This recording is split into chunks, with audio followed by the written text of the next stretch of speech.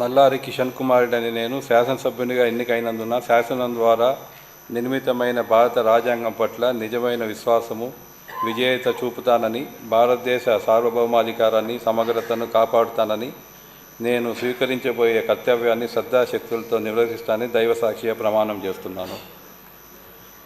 ఆంధ్రప్రదేశ్ శాసనసభ సభ్యుడైన నల్లారి కిషన్ కుమార్ అనే నేను సభ నియమావళికు కట్టుబడి ఉంటానని, వాటిని అనుసరిస్తానని, సభ మర్యాదలను పాటిస్తానని, సంప్రదాయాలను గౌరవిస్తానని దైవసాక్షిగా ప్రమాణం చేస్తున్నాను.